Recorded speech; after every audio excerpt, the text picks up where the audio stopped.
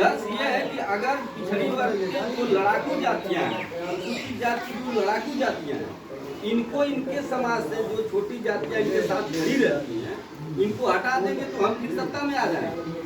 उनका मकसद आपका हित नहीं है, अपने सत्ता को काबिज करना है मात्र। तो इन बातों को लेकर के हम लोग गांव-गांव आप लोगों के बीच में आए। कांग्रेस ने यहाँ जात की बात नहीं की। कांग्रेस ने आपको देश को शिक्षा देने का काम किया, धार्मिक उन्माद फैलाने का काम नहीं कभी किया, भाईचारा स्थापित करने की बात किया, हिंदू मुस्लिम सिख ईसाई को साथ लेकर के चल के देश के विकास का काम किया। इन सारी बातों को लेकर के ये जातीय पार्टी नहीं है। आज अभी हम आपके क्षेत्र में जब आते हैं किसी प्रचार में, तो हमसे ये कहा जाता है कि आपके साथ कौन सी जातियां हैं जो आपको वोट करेंगी, आप सत्ता में आएंगे। सबसे बड़ा सवाल हमारे सामने ये होता है कि जैसे सपा के साथ कमोवेश यादव को लोग मानते हैं, बसपा के साथ चमार को मान लेते हैं, भाजपा के साथ लोग बनिया सवर्णों को, सारे लोगों को मानते हैं कि भाजपा के साथ। कांग्रेस के साथ कौन है? तो हम लोगों का एक मेन मकसद होता है कि कांग्रेस के साथ तो हिंदुस्तान का प्रत्येक व्यक्ति है, क्योंकि हम न हिंदू की बात करते हैं, न मुसलमान की बात करते हैं, न सिख की बात करते हैं, न ईसाई की बात करते हैं, न हम यादव की बात करते हैं, न हम चमार की बात करते हैं, न निषाद की बात करते हैं। हम हिंदुस्तानी की बात करते हैं, हर हिंदुस्तानी के विकास और तरक्की की बात करते हैं, हम शिक्षा की बात करते हैं, हम मनुवाद की उस व्यवस्था को नहीं लाना चाहते हैं। दादा आप लोग देखे होंगे, हम लोग तो नहीं देखे। आज तो हम ये कांग्रेस की ही देन है और हमारे पूर्वजों की संघर्षों की देन है कि आज हम इन परिस्थितियों में है कि हमारा नौजवान किसी के सामने कुर्सी पे बैठ लेता है। नहीं तो आने वाले कल की जो बातें हम लोगों को बताई जाती हैं कि लोग चप्पल भी पहन के नहीं जा पाते, वो परिस्थितियां तो नहीं है और एक दिन में वो खत्म भी होने वाली नहीं। वो सामाजिक ताना बाना है, तो उसको आप केवल हम एक स्तर पे उसको खत्म कर सकते थे। वो हथियार था हमारा शिक्षा। तो जिन लोगों ने शिक्षा को पकड़ लिया वो कुछ अपना स्तर ऊंचा कर लिया, जिन लोगों ने नहीं पकड़ा वो आज भी ऊंचा नहीं कर पा रहे। उसके लिए तमाम योजनाएं कांग्रेस ने चलाया था। शिक्षा का अधिकार, आरटीआई के माध्यम से जनसूचना का अधिकार, गरीब तबके के लोगों को आपका खाद्यान्न सुरक्षा जो आपको कार्ड मिला हुआ वो कांग्रेस की देन है। बिजली राजीव गांधी परियोजना, तमाम योजनाओं को देकर के आपको आगे बढ़ाने के लिए हमारी सरकार और हमारे कांग्रेस के लोगों ने किया। हम आपके बीच में इसलिए आए हुए हैं कि ये पिछड़ा वर्ग विभाग क्या, ये पिछड़ा वर्ग विभाग कांग्रेस का एक छोटा सा अंग है जिसमें जो हमारे नौजवान साथी और हमारे पिछड़े समाज के जो लोग हैं इनको अपनी बात रखने का एक बड़ा मंच हम दे रहे हैं। जो सपा के लोग नहीं कर पा रहे हैं, बसपा के लोग नहीं कर पा रहे हैं, कांग्रेस में जैसे मान लीजिए कुछ बातें और बड़े नेता नहीं कर पाते हैं, तो आप भी इस फोरम के माध्यम से अपनी बात को रखिए और अपने को सम्मानित होकर के समाज में चलिए। तो हम प्रियंका गांधी जी का मानना है कि जब जो हमारे बड़े नेताओं ने, कांग्रेस के बड़े नेताओं ने सत्ता से भोगते हुए आज के बीच में कहीं कहीं नहीं आने का काम किया, जिसका खामियाजा है कि आज कांग्रेस सत्ता से दूर है। आपने मनमोहन सिंह जी को देखा, पूरी दुनिया जिस समय पूरी दुनिया के 45, 46, 80 बैंक दिवालिया हो रहे थे, हमारे देश का एक भी बैंक दिवालिया हुआ हो तो बताइए क्यों नहीं हुआ? क्योंकि आपने ऐसे विद्वान प्रधानमंत्री अर्थशास्त्री को बना के रखा था देश के लोगों ने कि उनकी जो योजनाएं थी उसको वो देश की तरक्की की तरफ ले गई है।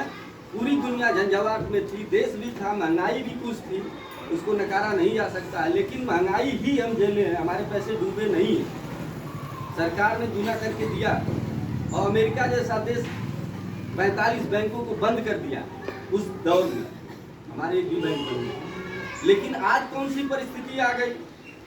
हमारे प्रधानमंत्री जी कहते हैं कि कांग्रेस ने 70 साल में कुछ नहीं किया।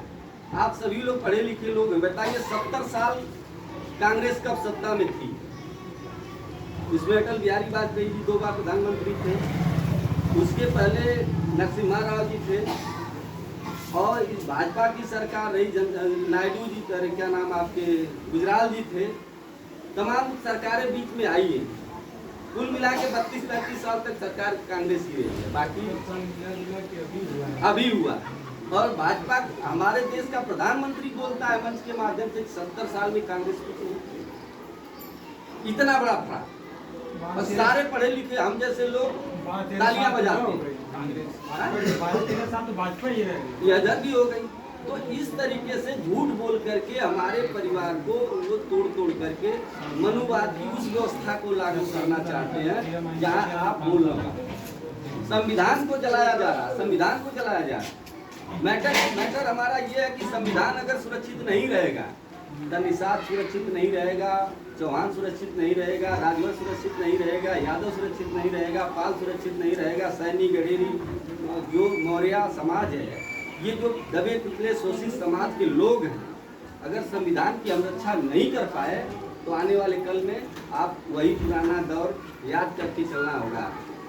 तो इन सारी बातों को लेकर के हम लोग आपके बीच में आए हैं और ये कार्यकर्ता बैठक के रूप में जो जिसका काम है वही काम करेगा। दूध बेचने वाला काम है आपका, दूध नहीं बेचो, मछली मारने वाला काम मछली। सारे लोगों का योगदान रहा है देश को आजाद कराने। और सबसे बड़ी बात है, हमको बहुत खुशी है कि हमारे प्रधान जी भी हम लोगों की इस मीटिंग में हैं, सागर जी, राम सागर निषाद जी हैं। मैं आपका स्वागत करता हूँ, अभिनंदन करता हूँ, वंदन करता हूँ। देखिए मैं छोटी सी एक बात कहता हूँ। एक संत थे, मेरे कहने का मकसद आप समझिएगा कि क्या मैं कह रहा हूँ। एक संत थे, किसी गांव में जाते जाते एक परिवार में रुक गए। उस परिवार के लोगों के खाने में उनको तमाम जो भी व्यवस्था थी उस हिसाब से उनको खाना दिया। एक बुढ़िया माता जी संत होने के नाते उनको पंखा जल रही, खाना उनको देने के बाद पापड़ देना वो भूल गए, लेकिन वो ला के सामने ही रखी और पंखा जलने में वो भूल गई देना। संत जी खाना खाते खाते उनका दिमाग चला गया पापड़ की तरफ। पापड़ मांग भी नहीं सकते थे संत, अब उनको खाने की इच्छा भी थी। अब वो बड़े परेशान थे कि मैं किस तरीके से मांगूं। तो उन्होंने कहा कि माता जी आप तो मैं आते समय बागीचे में इतना भयंकर स्थिति का सामना किया कि मेरा जान ही बच गया। जैसे उन्होंने पूछा बेटा क्या हुआ, तो उन्होंने कहा कि एक सर्प मेरे सामने आ गया था, बहुत लंबा था, जैसे वहाँ आपके पापड़ से लेकर के यहाँ तक। तब बूढ़ी माता जी का दिमाग चला गया, अरे पापड़ तो मैंने दिया ही नहीं, तो वो ला के देने लगे।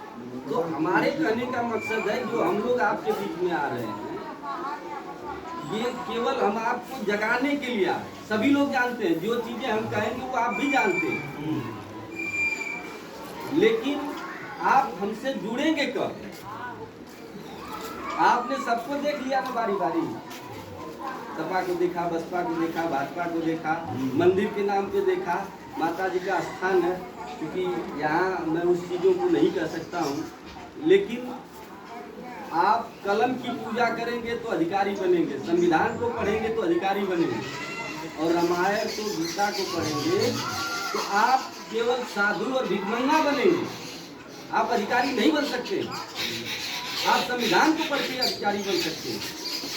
उनके लोग संविधान पढ़ते हैं, हम आप रामायण और गीता और प्रवचन के पीछे भाग रहे हैं। जो प्रवचन करने आता है वो करोड़ों करोड़ रुपया लेता है, छोटे प्रवचन करता 1,50,000 रुपया लेते हैं। तब आपको आते हैं और आपको क्या कहते हैं कि संतोषम परम सुखम, आपके बीच में मंच पे बैठते हैं और कहते हैं संतोषम परम सुखम। तो जब ये स्लोगन दिया गया था ना संतोषम परम सुखम का, तो आप देखते हैं कि वहाँ एक ऋषि जी बैठाए रहते हैं, उनके ऊपर एक पेड़ होता है पीपल उपल का, बगल में झाड़ होती है, काफी जंगल दिखाई देता है, बीच से नदी बहती हुई दिखाई देती है। तो जब उस समय बताया गया संतोषम परम सुखम, तो वो परिस्थितियां थी जंगल की।